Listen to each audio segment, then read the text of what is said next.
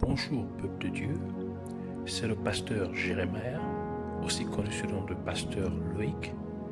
Nous voulons écouter la parole de Dieu pour la semaine, mais avant tout, nous voulons commencer par une parole de prière. Alors en signe de révérence à notre Père Céleste, à notre Dieu, baissons nos têtes et prions ensemble. Père éternel, Dieu de gloire, Dieu tout-puissant, Roi des rois, Seigneur des seigneurs, seul et véritable Dieu, toi qui règnes d'éternité en éternité. Béni sois-tu, sois élevé, glorifié et magnifié. Merci encore pour cette énième opportunité que tu nous donnes de pouvoir nous recueillir dans ta présence. Merci pour ta grâce, pour ton amour, pour ta fidélité. Merci Seigneur de bien vouloir nous impartir encore de ta connaissance. Nous remettons entièrement tes mains, nous remettons l'air, l'atmosphère, tout ce qui est autour de nous et en nous, afin que tu puisses prendre le contrôle de toutes choses et que tout ce qui n'est pas de toi, tout ce qui se lève contre la connaissance de ta vérité, tout ce qui s'oppose à la connaissance de ta parole, car ta parole est la vérité, soit lié, renvoyé dans les gouffres de l'enfer une fois pour toutes au nom de Jésus-Christ. Nous libérons, Seigneur, toutes choses en nous et tout autour de nous d'influence maléfique au nom de Jésus-Christ. Et nous proclamons que Jésus-Christ est Seigneur. Ta parole déclare qu'à la mention du nom de Jésus-Christ, tout genou dans les cieux, sur la terre et sous la terre fléchira, et que toute langue confessera que Jésus-Christ est Seigneur, à la gloire de Dieu le Père. Reçois toute la gloire ainsi, toute la louange et toute l'adoration, pour toujours et à jamais. Au nom de Jésus-Christ, nous avons ainsi prié. Amen. Alors aujourd'hui, nous allons prendre notre lecture des Saintes Écritures dans le livre d'Apocalypse, chapitre 13, versets 1 à 18. Nous lisons la parole de Dieu dans le livre d'Apocalypse, chapitre 13, versets 11 à 18. Au nom de Jésus-Christ, nous lisons. Puis je vis monter de la terre une autre bête qui avait 2 cornes semblables à celles d'un agneau et qui parlait comme un dragon. Elle exerçait toute l'autorité de la première bête en sa présence. Et elle faisait que la terre et ses habitants adoraient la première bête, dont la blessure mortelle avait été guérie. Elle opérait de grands prodiges, même jusqu'à faire descendre du feu du ciel sur la terre, à la vue des hommes. Et elle séduisait les habitants de la terre par les prodiges qui lui étaient donnés d'opérer en présence de la bête, disant aux habitants de la terre de faire une image à la bête qui avait la blessure de l'épée et qui vivait. Et il lui fut donné d'animer l'image de la bête, afin que l'image de la bête parlât, et qu'elle fit que tous ceux qui n'adoraient pas l'image de la bête fussent tués. Et elle fit que tous, petits et grands, riches et pauvres, libres et esclaves, reçussent une marque sur leurs mains droite et sur leur front, et que personne ne put acheter ni vendre sans avoir la marque, le nom de la bête ou le nombre de son nom. C'est ici la sagesse, que celui qui a de l'intelligence calcule le nombre de la bête, car c'est un nombre d'hommes, et son nombre est 666.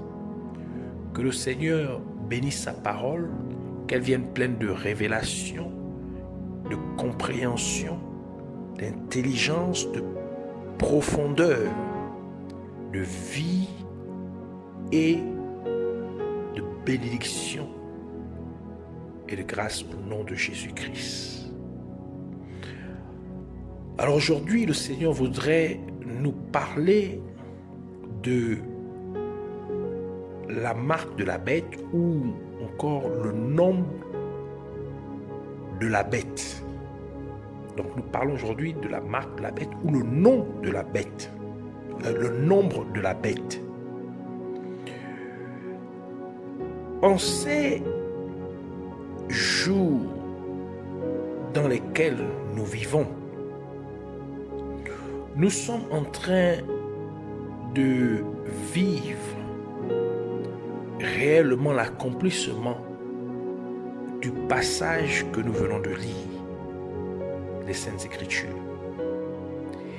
qui est la vision que Jésus-Christ a donnée à l'apôtre Jean sur la fin des temps.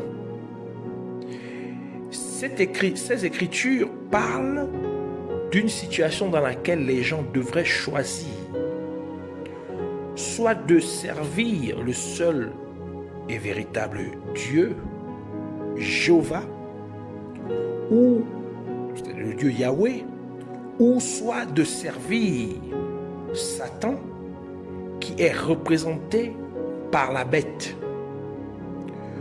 Une situation où les gens devraient choisir d'obéir à Dieu, d'obéir à Satan.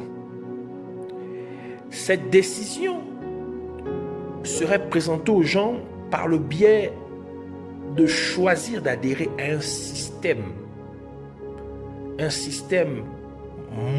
mondain, c'est-à-dire un gouvernement mondial, ou de refuser de faire partie de ce système mondain. Le seul but de ce système mondain est d'adorer Satan. Ainsi, quiconque accepterait d'adhérer à ce système mondain devrait sceller cet accord en recevant sur son front ou sur sa main droite soit la marque de la bête, soit le nom de la bête ou le nombre de son nom qui est 666.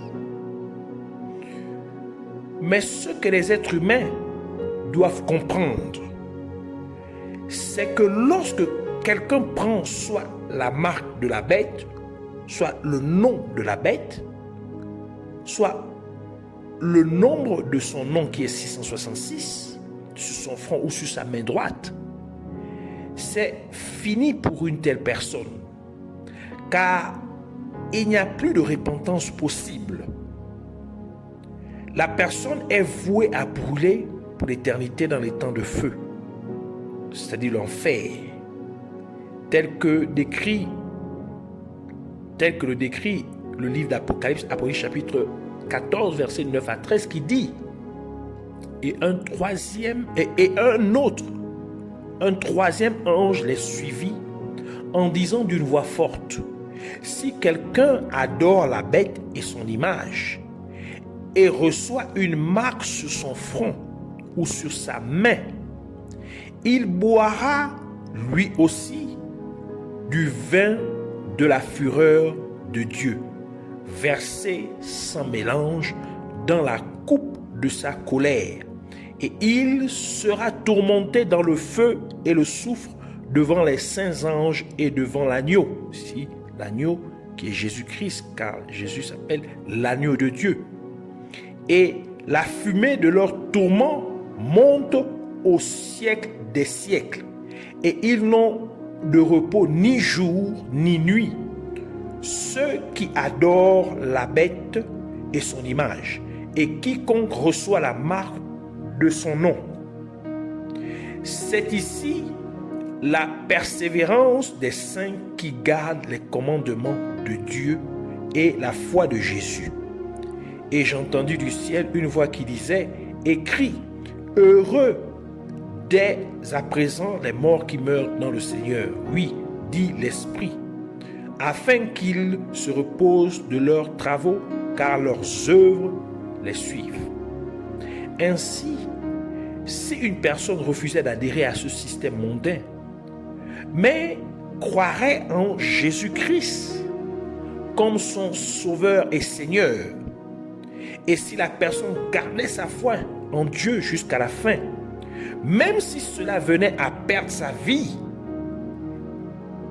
et la vie des êtres chers, tels que le conjoint ou la conjointe, ou les enfants, et ainsi de suite, une telle personne peut cependant mourir physiquement, mais hériterait de la vie éternelle, et elle serait pour toujours avec Dieu. L'ADN, c'est-à-dire l'acide désoxyribonucléique,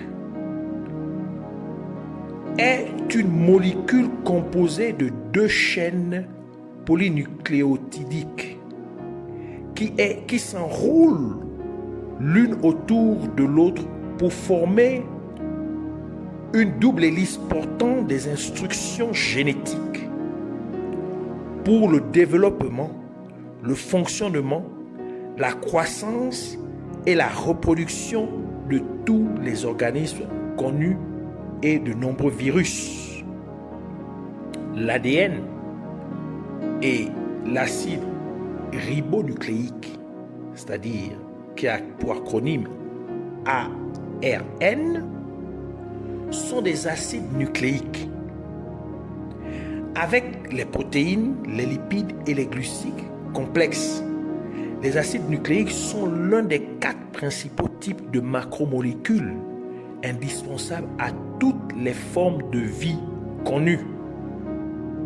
Cela signifie que lorsque Dieu a créé l'être humain, il a intégré ses instructions dans l'être humain. C'est-à-dire, dans les instructions pour l'humanité, il les a intégrées, il les a enfouies dans l'ADN de l'être humain. Genèse chapitre 1, versets 26 à 30 qui dit: Puis Dieu dit, faisons l'homme à notre image, selon notre ressemblance, et qu'il domine sur les poissons de la mer, sur les oiseaux du ciel, sur le bétail, sur toute la terre et sur tous les reptiles qui rampent sur la terre. Dieu créa l'homme à son image, il le créa à l'image de Dieu, il créa l'homme et la femme. Dieu les bénit et Dieu leur dit: soyez féconds, multipliez, remplissez la terre et l'assujettissez et dominez sur les poissons de la mer, sur les oiseaux du ciel et sur tout animal qui se meut sur la terre. Et Dieu dit: voici, je vous donne toute herbe portant de la semence et qui est à la surface de toute la terre, et tout arbre ayant en lui du fruit d'arbre et portant de la semence. Ce sera votre nourriture, et à tout animal de la terre, à tout oiseau du ciel et à tous ceux qui se meuvent sur la terre ayant en soi un souffle de vie. Je donne toute herbe verte pour nourriture, et cela fut ainsi. Par conséquent, les instructions de Dieu pour l'être humain, qui donne à l'être humain la capacité de représenter l'image de Dieu sur terre et de dominer sur toute la terre et sur toutes les choses sur la terre, et de pouvoir être fructueux, de pouvoir se multiplier, de pouvoir remplir la terre et de soumettre la terre et d'avoir la domination sur toutes choses dans la mer, sur la terre et dans les airs. Toutes ces instructions sont ancrées dans l'ADN de l'être humain. Et c'est lorsque ces instructions entrent en contact avec l'Esprit de Dieu qu'elles peuvent atteindre leur plein potentiel pour se manifester physiquement. Donc, c'est-à-dire pour se matérialiser physiquement. De même qu'il en était au début de la création, lorsque l'Esprit de Dieu était sur la surface de l'abîme. Puis Dieu le Père parla. Et comme la parole prononcée par Dieu, le Père, a fusionné avec l'Esprit de Dieu, la parole de Dieu est donc venue à se matérialiser. De même que le livre de Genèse nous le dit, Genèse chapitre 1, versets 2 à 3, qui dit: la terre était informe et vide, il y avait des ténèbres sur la surface de l'abîme, et l'Esprit de Dieu se mouvait au-dessus des eaux. Dieu dit que la lumière soit, et la lumière fut. Donc Dieu parla, et l'Esprit, la parole vint au contact de l'Esprit de Dieu, et l'Esprit de Dieu amena cette parole à se concrétiser, à se matérialiser, à transcender du domaine immatériel au domaine matériel. C'est pourquoi il y eut la lumière. Et c'est la raison pour laquelle Satan a fait tomber l'être humain dans le péché. Parce qu'il savait que pour que le potentiel de la parole de Dieu, c'est-à-dire les instructions de Dieu qui sont ancrées dans l'ADN de l'être humain, soit étouffé, pour que cela soit étouffé, il avait besoin d'empêcher ces instructions d'entrer en contact avec l'Esprit de Dieu.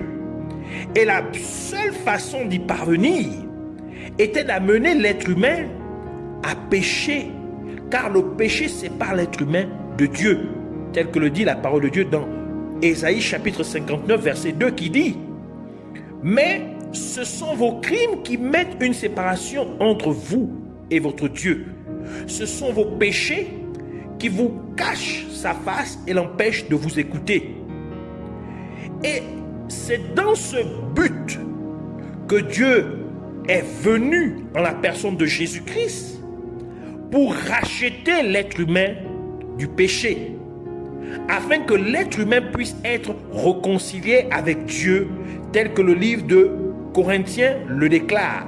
2 Corinthiens chapitre 5 verset 18 qui dit: et tout cela vient de Dieu, qui nous a réconciliés avec lui par Christ, et qui nous a donné le ministère de la réconciliation. Et en conséquence, Dieu nous a maintenant donné son Saint-Esprit pour habiter à l'intérieur de nous, c'est-à-dire à l'intérieur du croyant que nous sommes. Croyant né de nouveau, c'est-à-dire qui a accepté Jésus-Christ comme son Seigneur, son Sauveur et son Seigneur, afin que la présence de l'Esprit de Dieu à l'intérieur du croyant ravive le potentiel de la parole de Dieu, c'est-à-dire des instructions de Dieu qui sont ancrées dans le croyant, afin que le croyant vienne à représenter l'image de Dieu sur la terre et à accomplir ce que Dieu l'a appelé à accomplir sur la face de la terre. Mais Satan, une fois de plus, a mis en place des plans afin d'empêcher ce potentiel de se manifester. Et c'est pourquoi il a mandaté des agents humains du royaume des ténèbres pour créer de l'acide ribonucléique, c'est-à-dire l'ARN. Et cette fois-ci, c'est de l'ARN artificiel. Donc, l'acide ribonucléique, ou ARN en acronyme, est une molécule polymère essentielle dans divers rôles biologiques, dans le codage et le décodage, la régulation et l'expression des gènes. Ainsi, Satan veut utiliser l'acide ribonucléique artificiel, donc l'ARN artificiel, pour altérer l'ADN des êtres humains afin que les instructions de Dieu qui sont ancrées dans l'être humain soient altérées et donc corrompues. Et en conséquence, l'être humain ne serait plus en mesure de représenter l'image de Dieu et d'accomplir le dessein de Dieu pour sa vie sur terre. Et pour que le royaume des ténèbres puisse réaliser ce plan diabolique, il doit injecter aux êtres humains une séquence artificielle d'un acide ribonucléique. Donc, il doit injecter de l'ARN artificiel.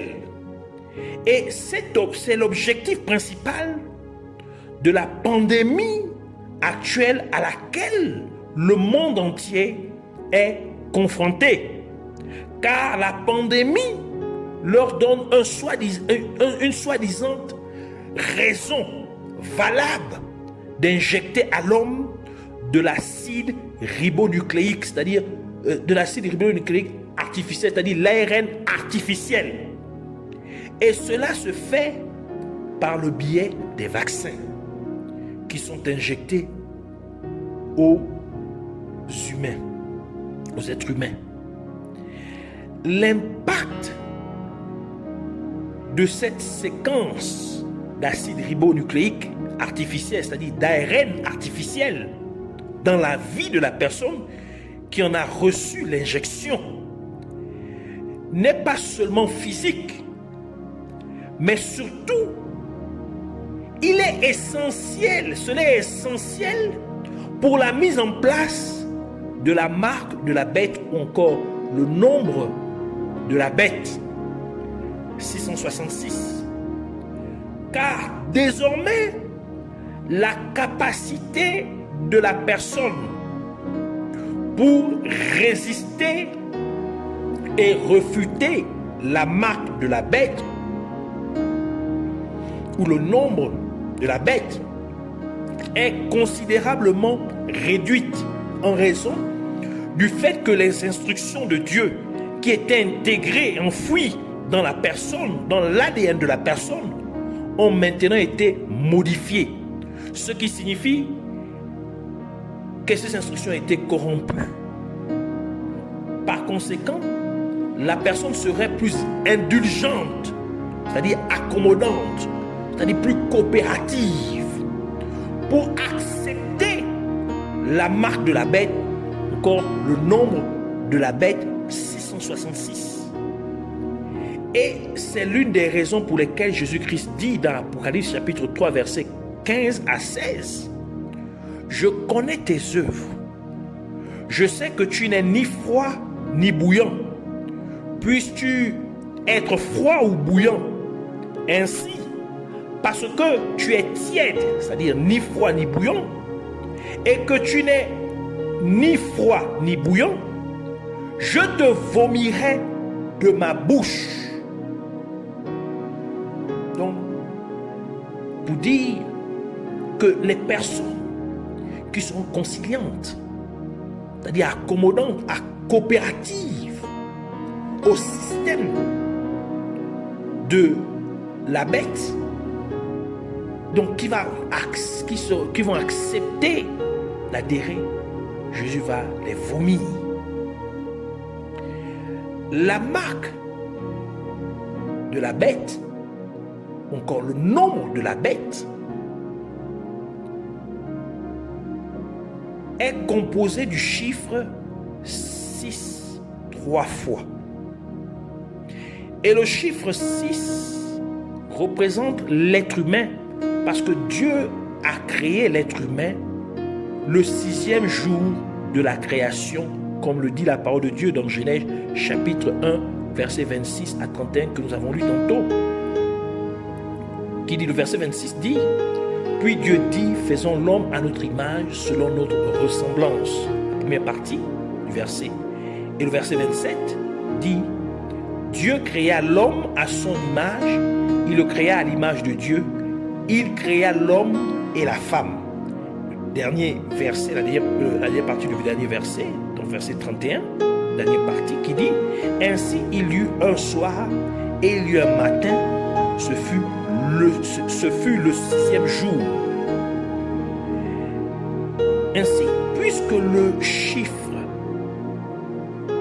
6 représente l'être humain et que le nombre 666 est composé du chiffre 6 3 fois, cela signifie que la marque, le chiffre de la bête, ou le nombre de la bête, opérera, le nombre de la bête 666, opérera à travers l'autorité ou la personnalité de 3 pouvoirs humains. C'est-à-dire le pouvoir politique, le pouvoir militaire et le pouvoir religieux. Et cela est bien représenté dans notre passage principal de la parole de Dieu dans le livre de Apocalypse chapitre 13 verset 11 à 18. Ainsi, le fait que la deuxième bête exerce le pouvoir d'amener, donc elle exerce l'autorité de la première bête et elle amène les êtres humains à adorer la première bête. Donc elle impose aux êtres humains d'adorer la première bête, sinon ils sont tués. Cela fait référence au pouvoir militaire, parce que c'est une imposition,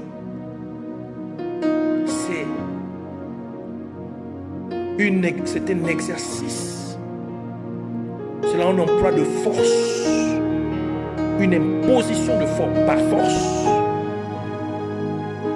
Donc cela fait référence au pouvoir militaire. Et le fait qu'aucun homme ne serait en mesure d'acheter ou de vendre s'il n'a pas la marque ou le nom de la bête ou le nombre de son nom qui est 666, cela fait référence au pouvoir politique. Et le fait que les êtres humains soient séduits, c'est-à-dire trompés, au moyen de prodiges, pour qu'ils croient et donc viennent à adorer la bête. Donc ici on parle d'adoration. Donc cela fait référence au pouvoir religieux. Et le fait que le nombre 666 représente un homme, cela signifie que ces 3 pouvoirs seraient à la disposition d'un seul homme. Et c'est en fait une façon pour Satan d'essayer d'imiter